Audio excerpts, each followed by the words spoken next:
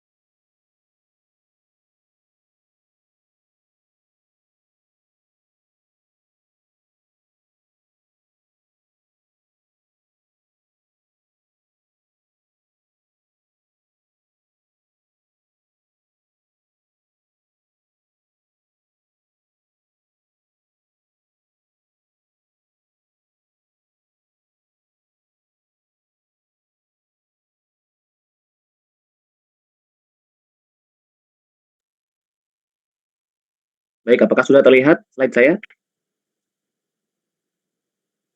Sudah, Pak. Sudah, Pak. Ya. Assalamualaikum warahmatullahi wabarakatuh. Selamat pagi. Kita akan lanjutkan perkuliahan medan elektromagnetik di minggu yang keempat. Di sini kita akan mulai membahas tentang flux listrik dan juga hukum Gauss. Sekali lagi, beberapa kalimat atau hukum Gauss dan flux itu semestinya sudah pernah didengar ya oleh mahasiswa di tingkat di semester 3 kalau memang di fisika sudah didapatkan. Yang pertama adalah tentang konsep flux listrik. Saya akan kesini dulu ya. Jadi ini adalah eksperimen dari Michael Faraday di London itu ya. Jadi dia punya eksperimen menggunakan dua bola, yang satu itu bola pejal ya dengan radius A, kemudian yang satu itu adalah cangkang. Ya, ini tengah-tengahnya diisi dengan insulating atau dielectric material. Nah, bola yang pejal itu diberikan muatan ya dengan caranya seperti yang waktu eksperimen Coulomb ya. Diberikan muatan tertentu sebesar Q ya, kita anggap saja itu adalah kuantitasnya Q muatannya. Lalu ketika ditutup oleh cangkang bola ini ya, seperti telur ini, ternyata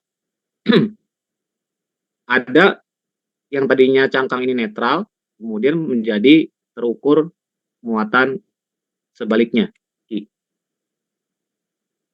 Nah, di sana diistilahkan bahwa ternyata yang tadinya muatannya cuma ada di cangkang yang pertama yang dalam, bukan cangkang, bola pejal yang di dalam, kemudian cangkang yang di luar didekatkan dengan terpisah dengan insulator. Jadi insulator itu memastikan bahwa tidak ada arus yang mengalir ya. Kecuali kalau ininya adalah konduktor, pasti muatannya mengalir jelas, mengalir seperti kita mengalirkan listrik di kabel ya. Kalau kita hubungkan baterai kutub positif dengan negatif dengan kabel ya, ini pasti muatannya akan bergerak ya, sehingga ada pergerakan muatan karena ada penghubungnya berupa konduktor. Nah, ini penghubungnya bukan konduktor ya, diberikan insulator, saya nggak tahu tepatnya apa, kain atau kapas gitu. Tapi ada ketika sudah selesai dihubungkan beberapa detik kemudian atau beberapa saat kemudian ada muatan di sini. Nah, sehingga di situ adalah postulatnya adalah bahwa ada perpindahan, sesuatu yang memindahkan dan tanda kutip ya, sehingga si ini itu juga bisa bermuatan. Kita tahu itu adalah efek medan ya. Maka di sana diberikan istilah dengan medan D. Ini baru lagi ya. Ini adalah electric flux density. Rapat flux listrik atau electric displacement field. Ya, atau medan perpindahan listrik. Yang ternyata nilainya itu sebanding mirip ketika diukur mirip-mirip dengan rumus dengan E ya, yang seperti kita bahas minggu lalu ya. E itu adalah 1/4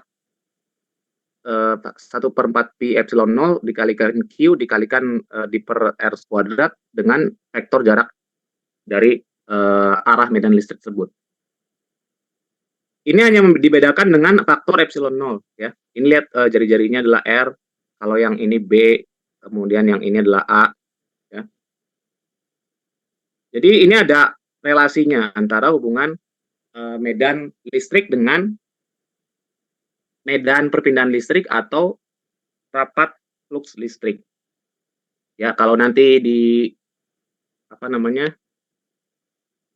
di materi-materi berikutnya tentang dielektrik dan kapasitor, maka kita akan melihat bahwa hubungannya adalah menggunakan E atau dia ada ER, E0 dikalikan dengan E. Ini dari eksperimen. Lalu sekarang melihat yang displacement itu adalah apa sebenarnya yang D itu. Nah, itu yang rapat flux listrik. Inilah yang akan berhubungan dengan persamaan-persamaan yang akan kita hitung ya. Nanti ada hubungannya dengan hukum Gauss. Ini sudah saya jelaskan di sini ya. Jadi medan listrik secara radial kalau ada muatan ya. Ingat yang nggak saya gambarkan, kalau ada muatan positif, medan listriknya adalah menyebar atau memancar keluar. Ya, itu namanya arah radial ya. Ini arah AR, arah radial. Radial itu dari satu titik memancarnya seperti globe bola, kemudian memancar di semua arah ya, tapi dari satu titik ke keluar. Ini yang tadi saya tunjukkan bahwa hubungannya D dengan E ya, salah satu hubungan yang penting pada teori elektromagnetik. Kita akan punya hubungan antara medan listrik dengan rapat flux listrik ya, atau medan perpindahan listrik ya. Jadi istilah-istilah itu kalian harus bisa mengasosiasikan ya dengan dengan huruf-huruf tertentu.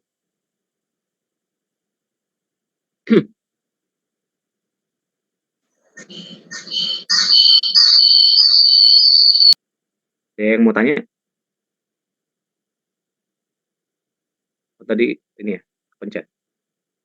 Nah, lalu yang kedua, sekarang kita yang namanya muatan itu, bayangkan kalau sekarang muatannya tidak beraturan bentuknya. Ini ada muatan positif, positif, positif, positif, positif ya. Bentuknya bukan titik lagi, sekarang muatannya muatan seperti benda atau kabel atau elemen ya,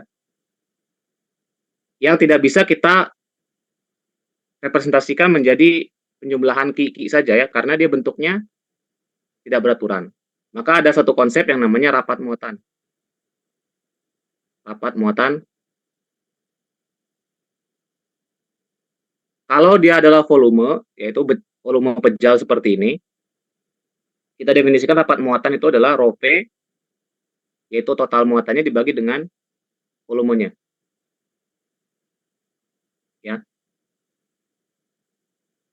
Kalau saya punya muatannya muatan garis, ya, anggap saja ini garis yang punya bermuatan ya, ada positif, positif, positif, positif, dan seterusnya. Maka rapat muatan garis itu adalah muatan dibagi dengan panjangnya.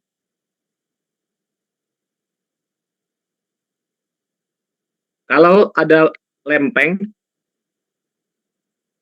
yang mana lempengnya itu bermuatan semua seluruh permukaan lempeng itu bermuatan, maka kita punya nama rapat muatan permukaan, yaitu muatan dibagi dengan luas permukaannya. Jadi, kalau kita punya muatan yang ini bisa dibentuk sebagai suatu benda yang asli, artinya kita bisa merepresentasikan menjadi persamaan rapat muatan. Ya, di mana kalau misalkan ini I sama dengan rho V dikalikan dengan V. Ya, ini V dengan V-nya adalah volumenya. Sekarang baru muncul adalah notasi integral ya. Saya rasa sudah di kalkulus. Tapi jangan alergi dengan notasi integral ya. Dipahami saja artinya apa. Integral itu artinya penjumlahan elemen-elemen kecil sehingga bisa mencapai seluruh volume. Ya, jadi kalau saya punya volume besar, ini saja ya. Saya punya volume besar, ada penjumlahan volume kecil-kecil. Saya jumlahkan semua sampai dapat seluruh volume ini bisa dihitung semua. Ya, volume kecil itu adalah dV ya. dV itu adalah elemen volume. Kalau ini volume yang besar itu disusun dari penjumlahan dari elemen-elemen volume. Ya.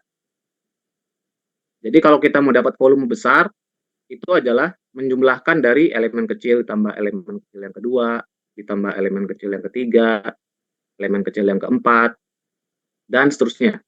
Ya, saya bilang elemen kecil 1, elemen kecil 2, elemen kecil 3, dan seterusnya ya, sampai penuh.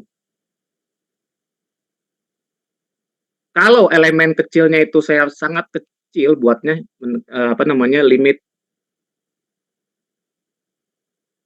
limit elemen kecilnya mendekati 0, artinya kecil sekali saya buatnya, sehingga seolah-olah sangat presisi dijumlahkan semua, maka itu kita sebutkan sebagai elemen diferensial. Ya. Elemen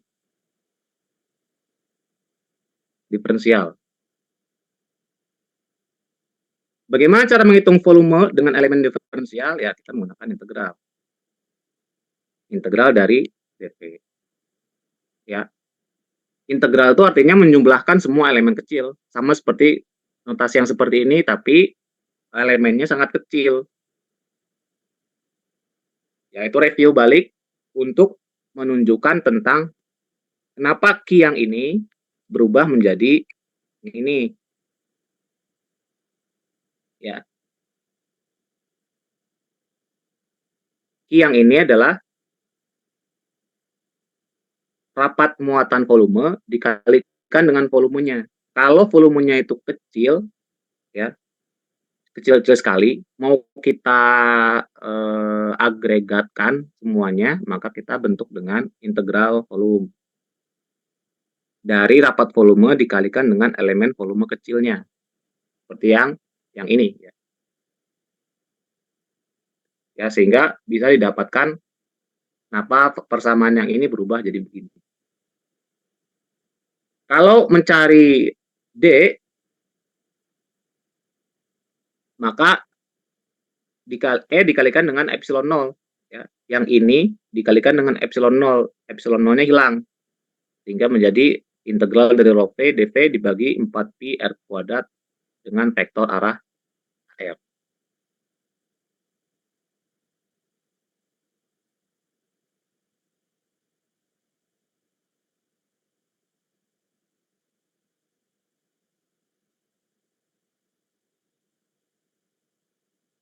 Sampai sini ada yang mau ditanyakan dulu?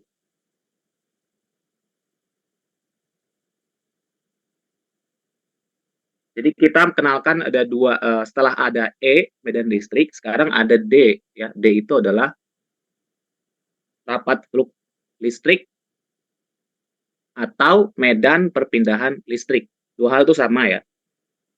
D. Yang hubungannya adalah D sama dengan epsilon 0 E. E itu sudah kita definisikan pada pertemuan lalu. Sekarang ditambah selain dengan notasi baru D, definisi baru ditambahkan dengan cara menghitung yang baru dengan persamaan integrasi integral. Yang sebenarnya adalah hanya penjumlahan ya. Kalau kita punya Q, kalau sebelumnya adalah dijumlahkan satu per satu, nyatanya nggak ada yang muatan titik kita kerjakan apa kita temui dalam bidang teknik elektro. Yang ada di teknik di orang kimia, orang fisika, kuantum, baru mereka hubungannya dengan atom-atom atau elektron-elektron. Kita nggak ada hubungannya dengan itu. Maksudnya nggak terlalu pusing dengan elektron-elektron yang sendirian di senyawa, di molekul, nggak dengan itu. Kita langsung berhubungan dengan dalam satu baterai muatannya berapa gitu ya. Jadi ada konsep dengan rapat muatan dikalikan dengan volume. Dalam satu kawat kabel ya, kawat tipis kabel, kita bisa anggap sebagai itu muatan garis. Kenapa? Karena itu satu garis itu bermuatan semua ya, secara ideal.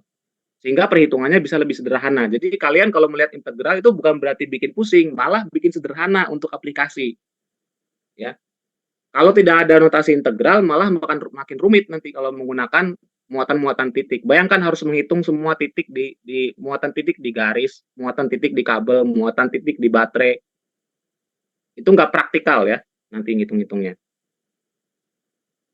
Yang jelas konsepnya aja yang kalian harus ingat ya, jangan takut dengan notasi integral, diferensial, enggak. Ya kalau kalian mengerti di balik itu apa secara fisis, secara konsep itu tidak akan terlalu pusing. Apalagi nanti perhitungannya lebih banyak digunakan dengan software.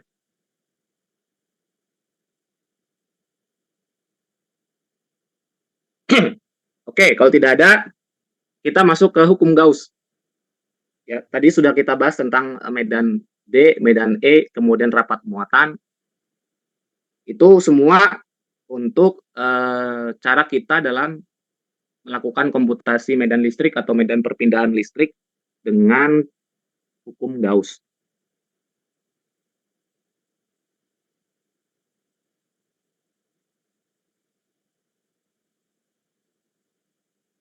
Ya, saya jeda dulu 1 menit kalau nanti ada yang mau ditanyakan ya.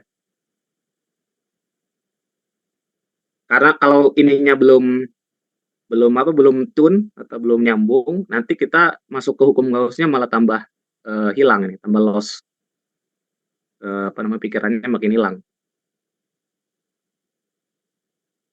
Ya, silakan El Rama. Ya Pak, izin perkenalkan diri, nama saya Ramdan Pratama. Saya ingin menanyakan lagi perihal yang rumus suatu distribusi muatan volume di ruang bebas. Nah kan, jadi Pak, yang tadi yang pertama kan E sama dengan integral volume PdV per 4 volume epsilon R kuadrat itu ya Pak ya. Nah, ketika dia diubah menjadi D itu epsilonnya hilang. Mengapa ya Pak ya? Soalnya tadi pas penjelasan Bapak itu agak kurang jelas gitu. Soalnya penjelasan Bapak cepat tadi. Terima kasih. Ya, kenapa D pada ketika menjadi D itu faktor epsilonnya hilang? Ya, karena itu dari eksperimen.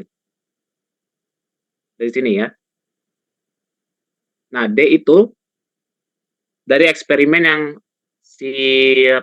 Michael Faraday ya. Jadi semua notasi itu diawali dari eksperimen ya. Tidak ujug-ujug datang ditulis secara matematis.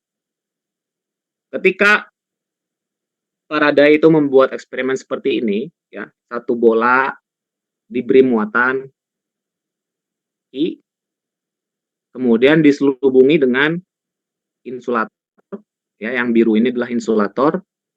Kemudian ada cangkang itu kayak ya cangkang kayak telur ya, cangkang telur, tapi dia logam menutupi yang tadi selubung dielektrik itu. Si cangkang ini awalnya nggak bermuatan, itu dalam eksperimen ya, awalnya nggak dikasih muatan, bola ini dikasih muatan ya. Eksperimen dikasih muatan ya bisa jadi dengan cara menggesek-gesek dengan bulu atau dengan karet ya, supaya dia bermuatan. yang awalnya cangkang ini nggak bermuatan, ketika dia menutupi si bola yang bermuatan, diukur oleh Faraday, ternyata beberapa saat kemudian terjadi muatan di sini, ada muatan. Nah, kesimpulannya kan sumber muatannya itu nggak mungkin dari mana-mana ya, tapi pasti dari bola yang di dalam. Karena bola yang di dalam ini punya muatan. Tiba-tiba yang luar ini bisa jadi bermuatan, asalnya nggak bermuatan. Lalu yang kedua, nggak mungkin muatan itu mengalir secara langsung dari bola ini ke cangkang. Karena antara bola yang di dalam dengan cangkang yang di atas itu adalah insulator. Tidak bisa mengalirkan muatan atau tidak bisa dialiri arus. Jadi dari situ Faraday mempostulatkan bahwa ada perpindahan dari muatan bola yang di dalam ke cangkang yang di luar. Ada perpindahan. Kenapa ada perpindahan? Ya buktinya dia yang cangkangnya sekarang bermuatan. Sebelumnya nggak ada muatannya. Perpindahannya bukan perpindahan aliran arus. Kenapa? Karena di antara dua bola, di antara dua benda itu tidak dihubungkan dengan konduktor. Kalau dengan konduktor ya pasti ada jelas arus yang mengalir ke sana kan, muatannya mengalir karena ada konduktor. Nah, kesimpulannya bahwa ini ada perpindahan dan diukur, ukurannya seperti ini, ya, sebanding Q-nya sebanding, kemudian dibagi dengan 4pi akar kuadratnya, kuadrat dari jaraknya. Ketika didapatkan ini, lalu si Faraday ini kan sudah tahu tentang medan listrik. Kok konstantanya seperti medan listrik, hitungannya seperti medan listrik, tapi nggak ada epsilon nolnya.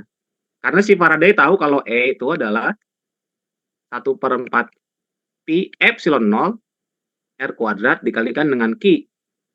Sedangkan yang dia ukur di sini, perpindahan itu diukur ya, tidak ada faktor pi-nya, angkanya. Ya, dia ukur dengan matematis, dihitung-hitung. Jadi ini adalah suatu konsep baru yang namanya flux. Yang mana hubungannya adalah antara flux dengan E itu dihubungkan dengan epsilon nol. Ini dari percobaan.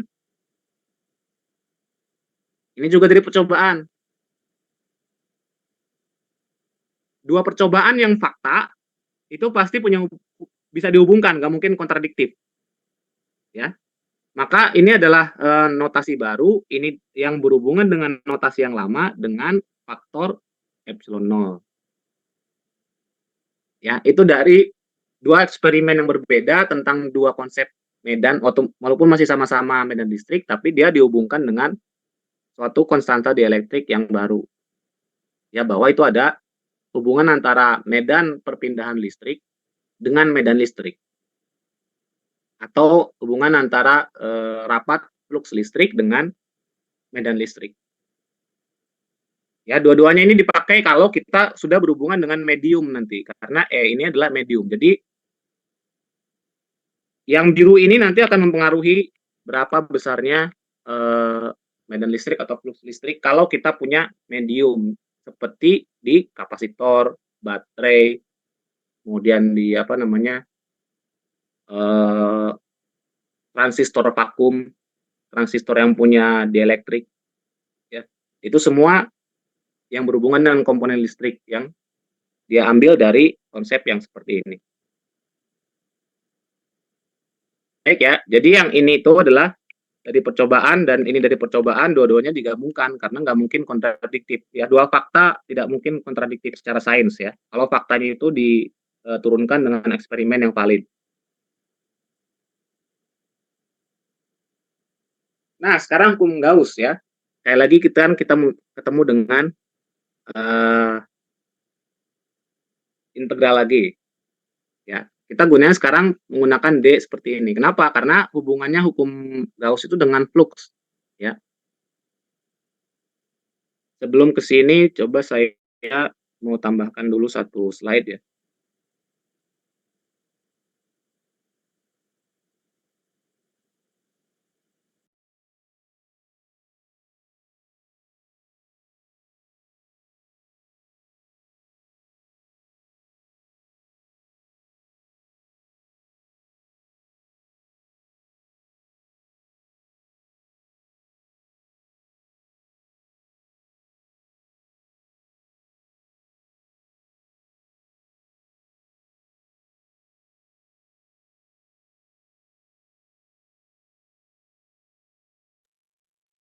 Oke, kita balik ke teorema Gauss tadi ya.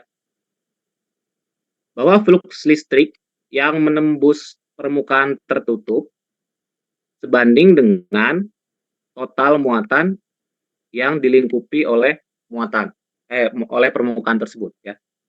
Jadi kalau digambarkan akan lebih jelas mungkin ya. Saya punya muatan. Kemudian saya bungkus dengan cangkang. Nah, ini eksperimen dari Faraday ya. Ini apa namanya konsepnya. Kita punya medan listrik.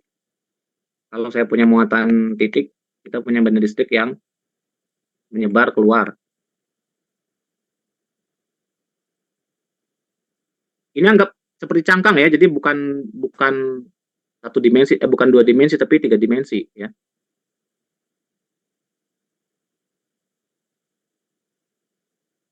Saya punya cangkang yang kedua. Bentuknya sekarang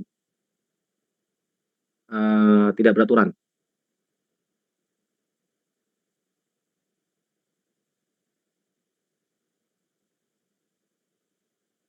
Anggaplah garis-garis ini adalah garis-garis medan listrik ya.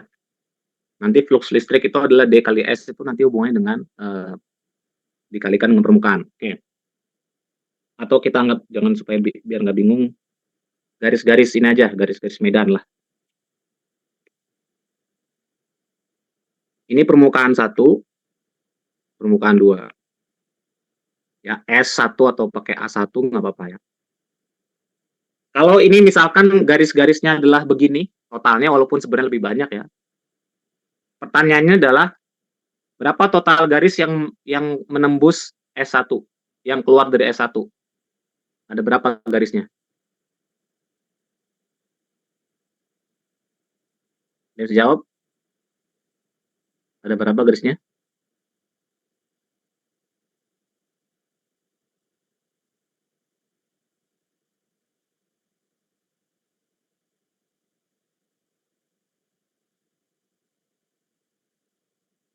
Nggak ada yang bisa jawab di chat atau di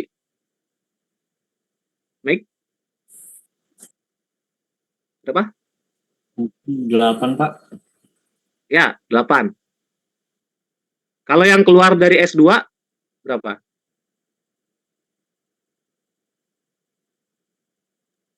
6 bukan, Pak? 7? 6?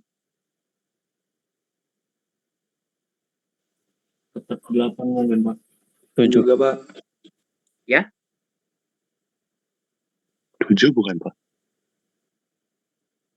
Coba dihitung garis yang keluar dari S2. Garis yang keluar. 8. Ya, 8 juga. Ya.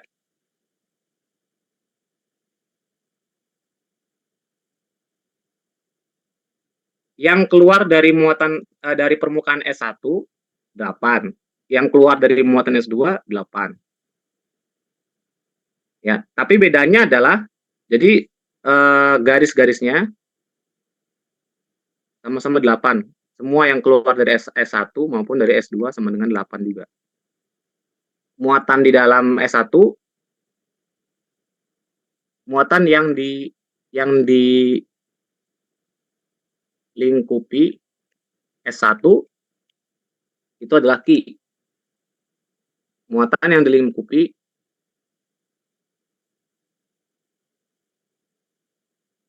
S2 Q juga.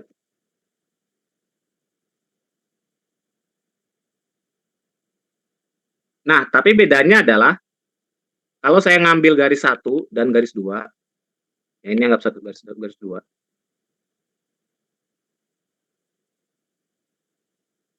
Nah, ini permukaan dari S1 yang ditembus oleh garis 1 dan 2 ya. Permukaan dari S1 yang ditembus oleh garis 1 dan garis 2 itu misalkan 5 cm kuadrat ya, biar jelas ininya angkanya. Sedangkan permukaan S2, luas permukaan S2 yang ditembus oleh garis 1 dan 2 itu lebih gede kan? Ya, misalkan 7 cm². Yang membedakan antara S1 dan S2 adalah permukaannya, luas permukaannya. Sedangkan garis medan yang menembus si S1 dan S2 sama jumlahnya. Muatan yang ada di dalam Q1 sama juga dengan jumlah muatan yang ada di dalam S2. Muatannya sama, garis gayanya sama atau fluksnya sama, tapi bedanya adalah permukaan. Sehingga kita punya yang namanya D dikalikan dengan DS dengan S, yaitu adalah flux listrik. Ya, garis dikalikan dengan, ya ini anggap saja garis ya, ini bisa D, bisa E ya, tergantung nanti hubungan dengan epsilon 0. Ini garis-garis gaya, garis-garis medan. Yang ini adalah permukaan ya, S1 dan S2. Ya, akan menjadi sebanding dengan muatan yang ada di dalamnya. Jadi konsep dibalik hukum Gauss itu yang tadi kalimatnya secara formal seperti itu adalah yang penggambaran yang ini. Kalau saya punya muatan di dalam satu, lalu saya bikin permukaan yang pertama begini, permukaan yang kedua begini, tapi muatan yang ada di dalam permukaan 1 dan 2 itu sama muatannya. Fluksnya juga yang keluar juga garis-garisnya sama. Jadi ada hubungannya dengan rapat fluks, karena yang berbeda adalah luas permukaan antara S1 dengan S2 yang ditembus oleh si garis-garis medan. Ya, baik itu medan E maupun D itu sama aja. Ya, hanya membedakan dengan faktor epsilon 0. Nah, inilah yang dimaksud dengan fluks yang menembus permukaan. Tapi syaratnya permukaannya itu harus tertutup, ya. Seperti misalkan kita punya telur, cangkang telur itu kan menutup. Kalau cangkangannya nggak nutup semua, pasti telurnya bocor. Anggap saja kuning telur itu adalah muatan, ya. Biar gampang nih, kuning telur itu adalah muatan. Saya punya telur, kuning telurnya itu muatan, ya. Karena sekarang kuning telur itu kita nggak tahu itu bentuknya seperti apa, belum tentu bulat sempurna, maka kita anggap saja sebagai rapat muatan dikalikan dengan elemen volume dari si kuning telur. Lalu ada permukaan cangkang telur. Si muatan ini kan menghasilkan medan listrik. Ya. Kalau kita ukur medan listrik yang keluar, flux listrik yang keluar dari cangkang telur itu, maka dia akan sebanding dengan muatan kuning telur yang di dalamnya. Kenapa? Karena yaitu hubungannya tidak ada sumber lain selain si kuning telur itu, tidak ada lagi sumber medan di dalam cangkang telur itu selain si kuning telur. Ya, jadi konsepnya seperti itu supaya sederhana ya. Jadi flux listrik, ya, flux itu yang ini garis-garis yang dikalikan dengan dikalikan dengan permukaan. Ya, jadi ini mana ini? DS kali nih. Ya, DS kali AS.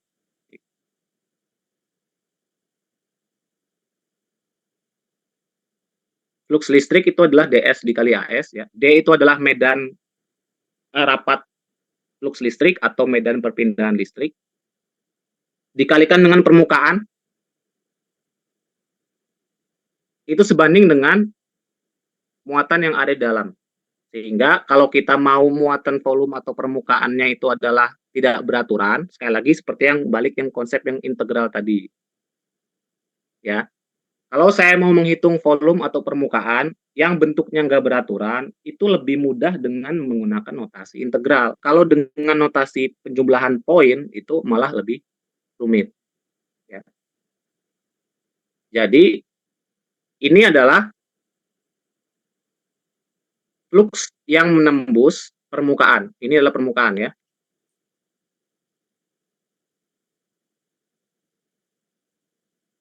Nah, ini permukaan tertutup ini kalau saya bikin elemen-elemen elemen-elemen petak-petak delta S, kalau saya jumlah terus seperti yang kayak tadi ya. Ini AS1, delta S2, delta S3, dijumlahkan semua sampai selesai penjumlahan masing-masing permukaan itu ya. Karena kita tahu kalau kita mau mentotal, kalau kita punya sawah ya, kita tahu sawahnya ada luas banyak, tapi kita bisa melihat petaknya, satu petak itu adalah 1 meter persegi misalkan. Kita lihat sawahnya itu diisi 10 petak, berarti kita langsung bisa tahu kan, itu luas total dari tanah itu adalah 10 meter persegi, karena di situ ada petak, ada 10 petak, yang saya tahu kalau petaknya itu luasnya 1 meter persegi. Tinggal jumlahkan aja petaknya ada berapa, nggak perlu ngukur lagi satu-satu. Karena kita sudah tahu itu satu petaknya itu adalah 1 meter persegi. Ya kira-kira begitu ya. Sehingga total permukaan itu adalah ds. Sedangkan fluxnya adalah ds itu adalah elemen dari luas ya. Kalau ini adalah ds-nya dari rapat flux listrik ya. Jadi saya tadi kalau ngomong di spellkan ini pasti akan bingung. Jadi flux itu adalah rapat flux listrik dikalikan dengan luas permukaan yang ditembus. Itu adalah flux yang menembus suatu permukaan totalnya. Sebanding dengan muatan yang ada di dalam. Kenapa lagi dengan menggunakan dengan volume integral seperti ini ya, karena tadi kita tidak menghitung titik-titik muatan, tapi langsung membuat integrasi dari muatan elemen-elemen volume dari muatan sehingga membentuk satu volume utuh yang merepresentasikan si muatan tersebut. Jadi ini adalah hukum Gauss yang nanti akan bisa digunakan untuk perhitungan medan listrik maupun medan perpindahan listrik. Ya, jadi konsep yang ini harus dipahami dulu supaya nanti kita menghitungnya bisa lebih jelas ya.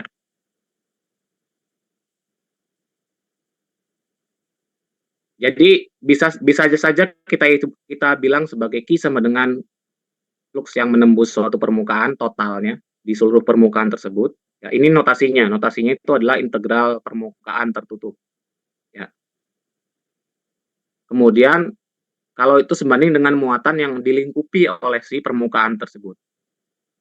Bisa juga kita bentuk muatan itu adalah integral dari elemen-elemen volume dari suatu benda pejal bermuatan yang kita kaji itu. Ya, jadi bisa bentuknya adalah sama dengan integral volume dari rho V dikalikan dV. Rho V itu adalah rapat muatan volume, dV itu adalah elemen volume.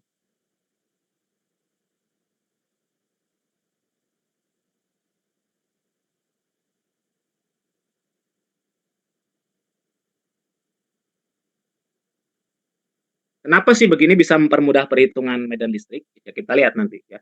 Saya bilang tadi, saya janji kalau bisa merepresentasikan dalam bentuk integral itu bukan memperumit masalah ya, tapi bisa mempermudah masalah.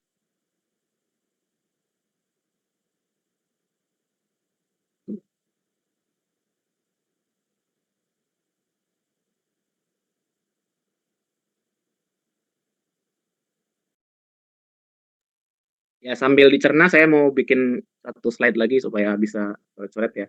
Silakan di perdalam dulu sambil kalau ada pertanyaan yang mau diklarifikasi juga boleh silakan.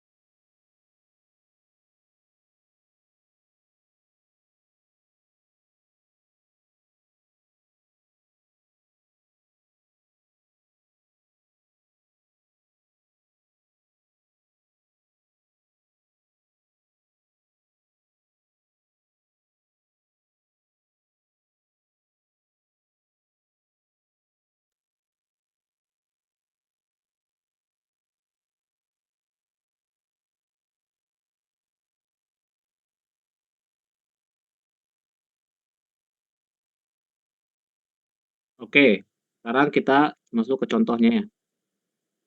Penyelesaian dari satu problem yang menggunakan konsep seperti ini.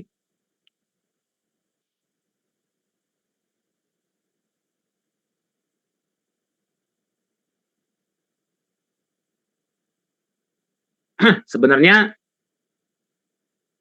dari pengalaman-pengalaman ini tidak ini ya, tidak terlalu melekat soal integral seperti ini ya. Walaupun saya asumsikan sebenarnya ini harus sudah dipelajari di matematika 1 maupun di kalkulus.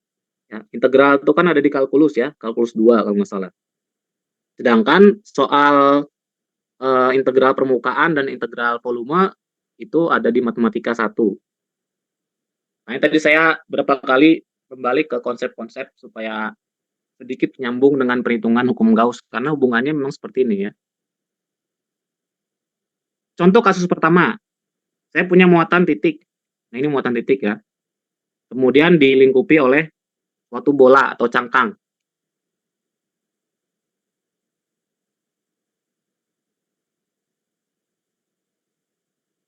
Contoh soalnya biasanya adalah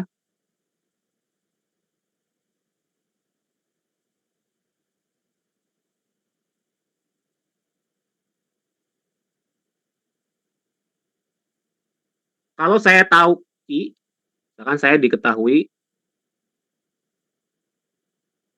I yang ada di suatu cangkang bola, bola yang opong ya, cangkang.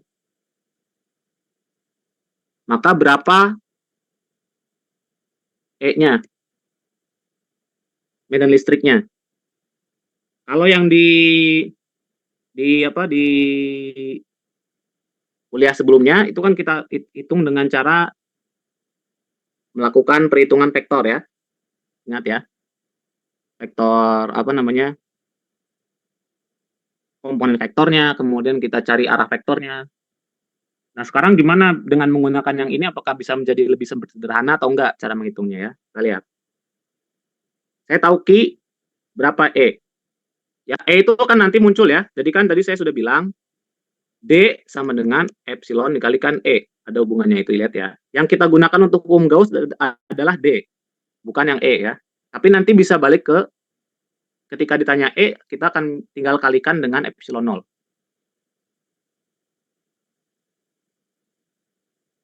Sekarang balik ke hukum Gauss. Hukum Gauss adalah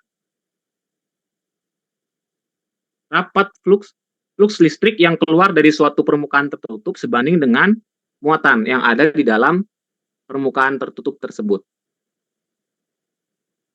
Ya, sekarang kita cari ininya, ds kali dengan ds-nya. Atau d aja lah. Ya, jangan.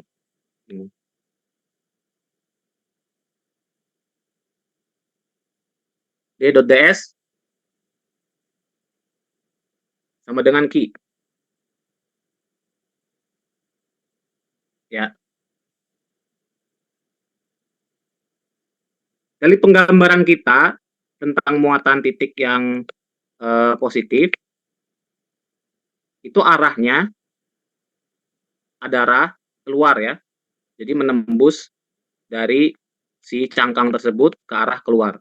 Kalau dia muatannya positif.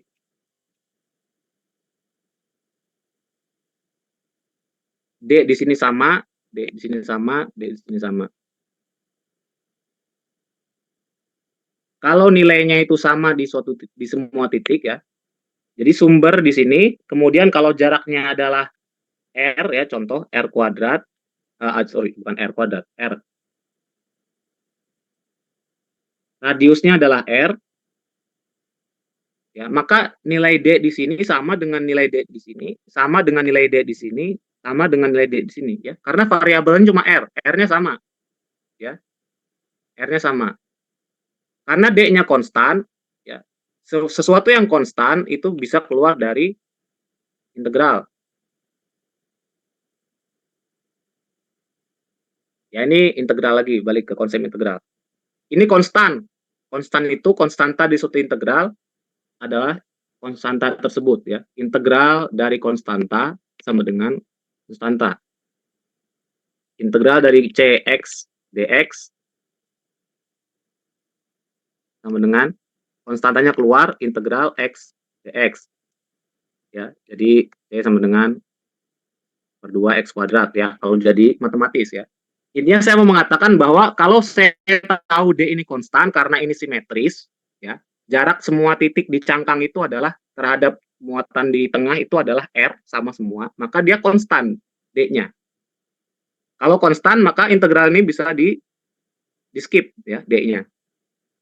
Sekarang yang tinggal diintegralkan adalah ds. Apa itu ds? ds itu elemen apa namanya, petak-petak kecil yang membentuk seluruh bola. Ya, kalau mau jumlahkan begini ya, jumlah semua. Pokoknya petak-petak kecil yang kita jumlahkan menjadi seluruh bola. Bayangkan kalau saya punya telur yang dibagi-bagi petaknya menjadi 100.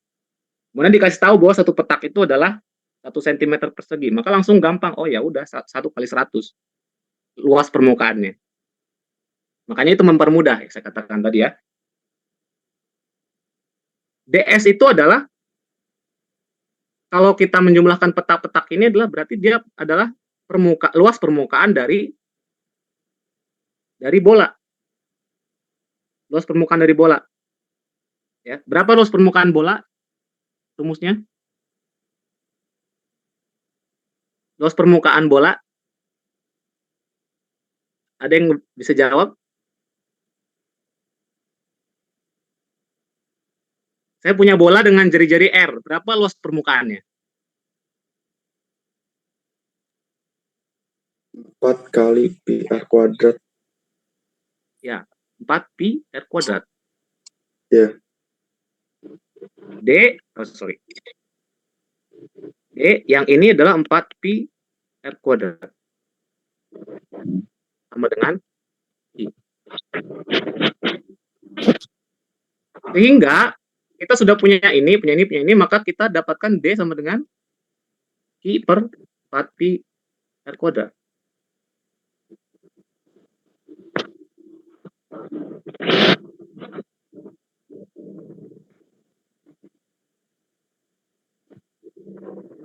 Sudah dapat seperti itu ya.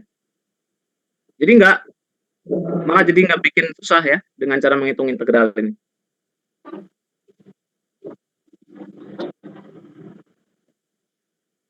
Dibandingkan dengan kalau kita mau menghitung secara vektor yang sebelumnya ya, yang minggu lalu.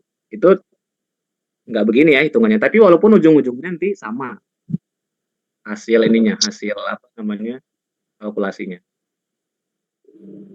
Oke, itu yang pertama ya. Nanti saya akan share ini slide-nya, jangan khawatir ya, untuk dipelajari balik. Karena kita jam segini. Yang kedua, muatan garis.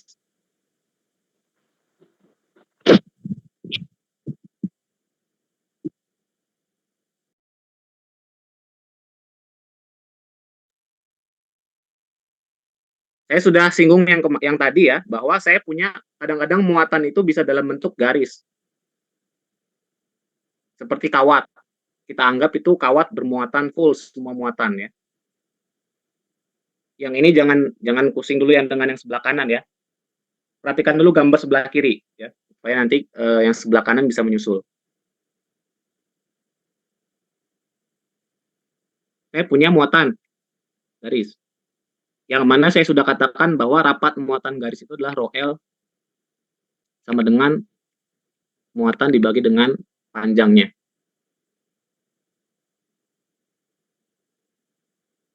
Bagaimana cara saya menghitung, misalkan kalau ditanya berapa medan perpindahan listrik D yang keluar yang akibat dari muatan garis tersebut. Strateginya adalah kita bikin permukaan yang tertutup, yang bisa menutupi semua garis.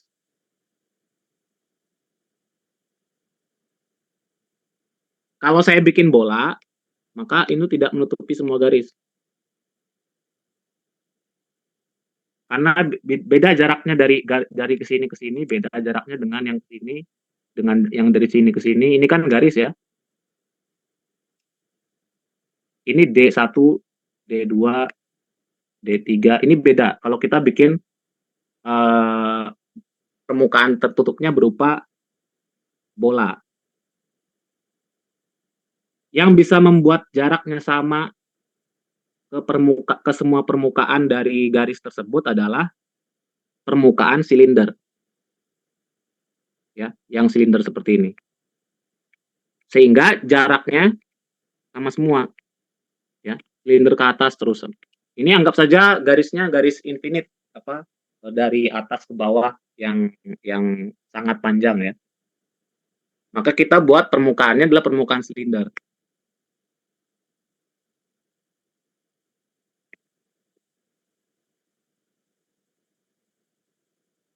Muatan garis silinder dengan jarak R juga ya, biar gampang.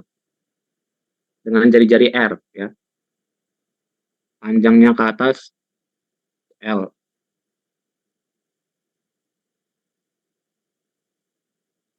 Gunakan lagi hukum Gauss yang tadi. ds dikalikan dengan permukaannya sama dengan muatan atau integral dari OL kali DL.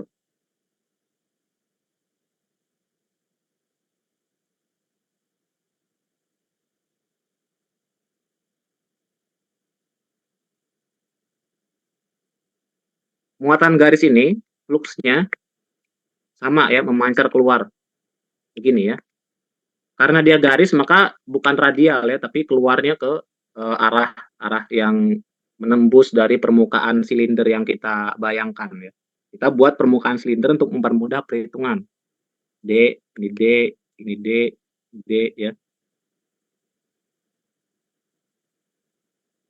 Sehingga sama seperti tadi, D yang di setiap titik ini, di setiap permukaan ini D-nya, besarnya, sama. Sehingga integralnya bisa di-skip oleh D. Karena D ini di setiap titik nilainya sama, konstan. Nggak bervariasi dengan jari-jari. Maksudnya di titik ini ya, tidak bervariasi dengan posisi D itu di mana, ada yang di atas, di bawah, itu sama semua D-nya. Karena dia berasal dari muatan garis yang ada di tengah, bukan muatan titik ya, muatan garis. Lalu sekarang tinggal membuat integral dari permukaan si selubung silinder. Ya, bukan selubung bola, selubung silinder.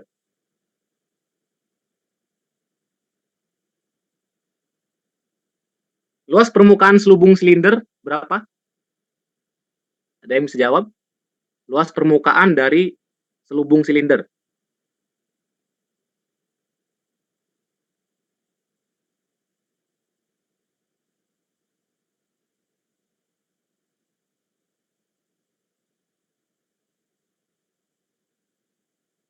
Ini matematika SMA ini.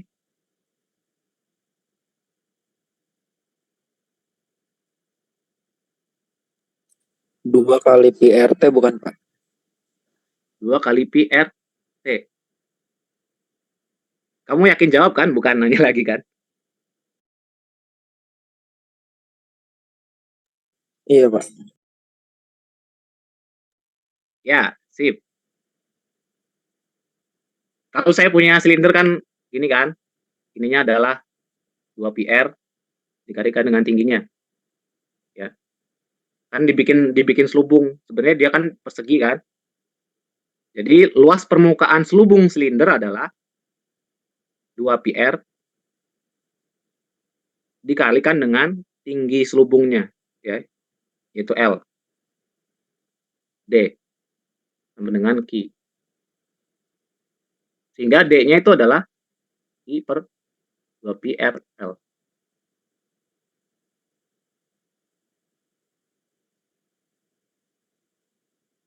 Ditanya E-nya, D per 0.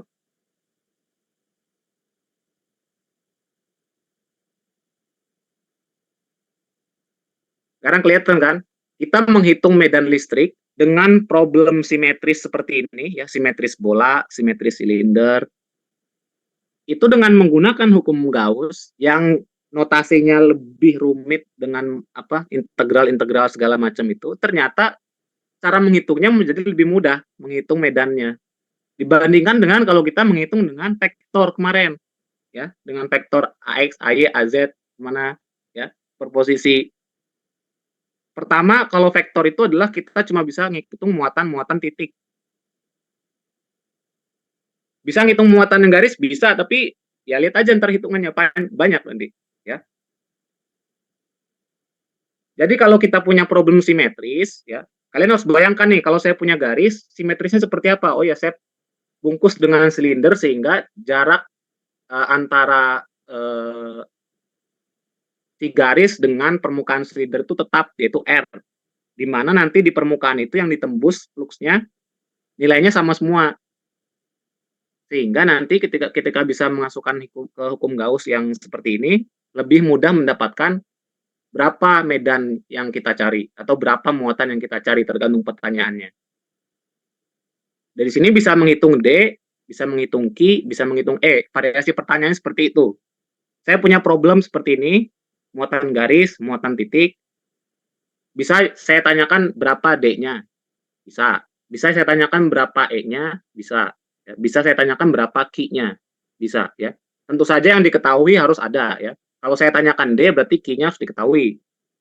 Kalau saya tanyakan Q, berarti D-nya saya berikan dalam soal. D-nya sekian, berapa Q-nya? Ya.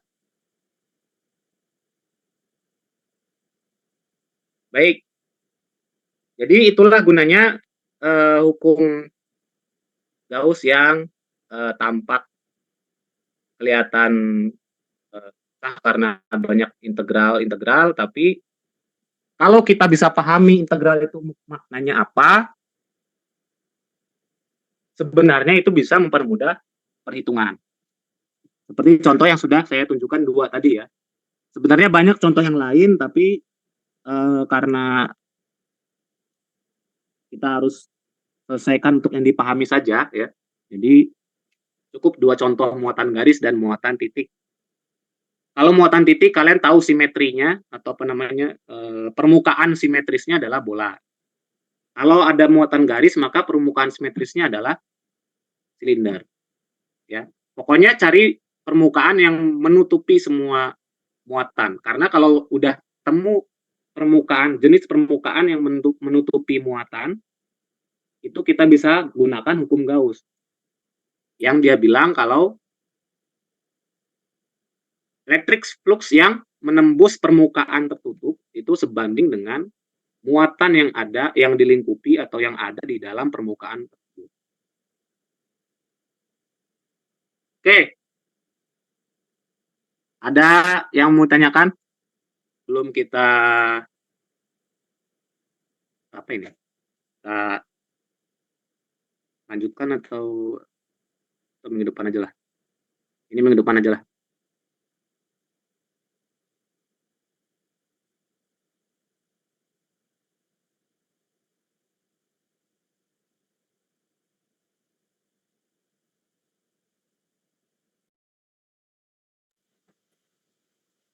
Pak, izin bertanya, Pak.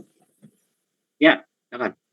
Jadi sebelumnya nama saya Raffi. Jadi yang tadi soal suatu muatan itu yang ditutupi oleh apa namanya permukaan bulat yang diketahui Q berapa E-nya itu jawabannya ini Pak ya, yang D sama dengan Q per 2 pi RL. Ya, kalau ditanya Ki ya, kalau ditanya Ki itu ya sama dengan D dikali 2 PRL. Kalau yang ditanya D berarti Ki per 2 PRL. Tergantung soalnya. Ya. Bisa yang diketahui D, bisa yang diketahui Ki.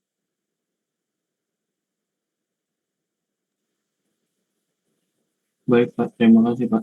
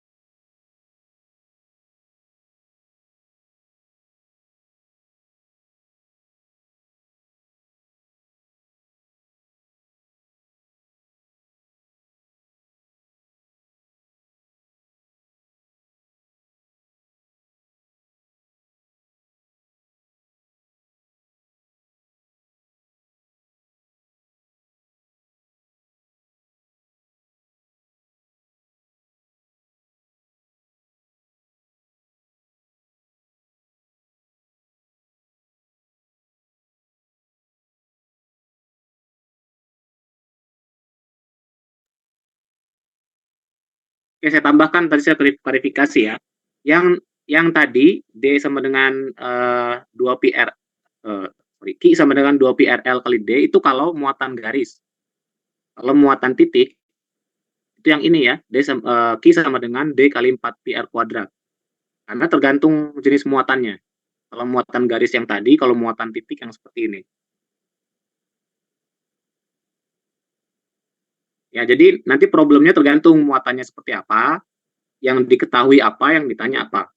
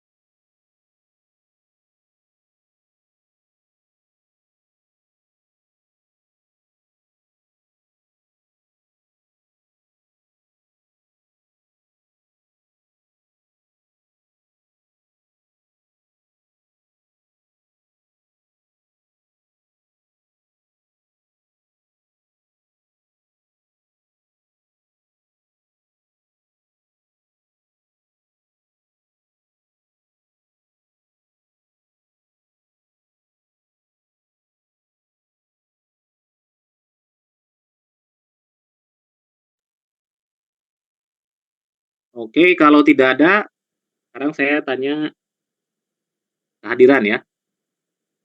Silakan yang saya panggil merespon atau raise hand. Ya. Mahesa Nugraha, Hadir, Pak. Ahmad Derobi, Hadir, Pak.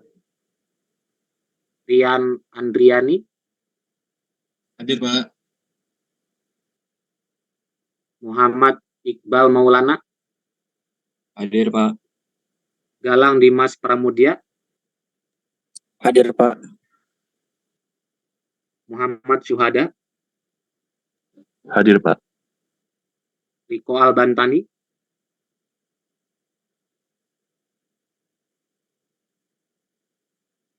Riko ada, Ada, Pak. Mohon maaf, Pak. Haris Irwadi,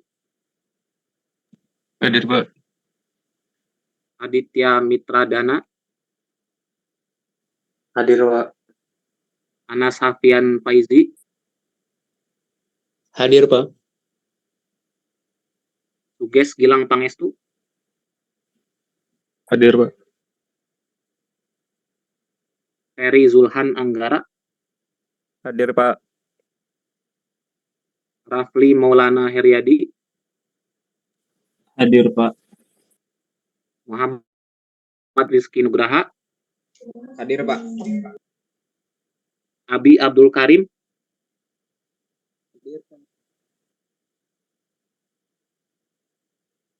ada Abi Abdul Karim, Hadir, Pak. Muhammad Ferrari Yudiansyah, Hadir, Pak. Muhammad Hanif Ilmi, Hadir, Pak. El Rama Ferdian, Hadir, Pak. Ayuning Salsabila, Hadir, Pak.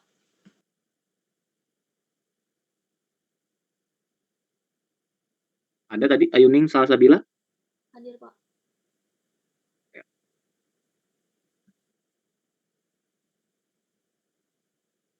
Muhammad Mahmudin, Hadir, Pak. Fikih Zikri Fauzan, Hadir, Pak. Muhammad Hadi Siswanto, Hadir, Pak. Alvin Mubarok, Hadir, Pak. Ilman Agil Shihab, Hadir, Pak. Syahfito Sulistiansyah, Hadir, Pak. Dafa Omar Attalah, Hadir, Pak. Bagus Abdurrahim, Hadir, Pak. Ali Nur Abu Idrus, Hadir, Pak. Wendri Gusmara, Hadir, Pak. Mahesa Putra Pratama, Hadir, Pak. Muhammad Rafli Fauzi, Franciscus Cristiano, Hadir, Pak. Abu Yazid Bustomi, Hadir, Pak. Aditya Saputra, Hadir, Pak. Adrian Ikhlasul,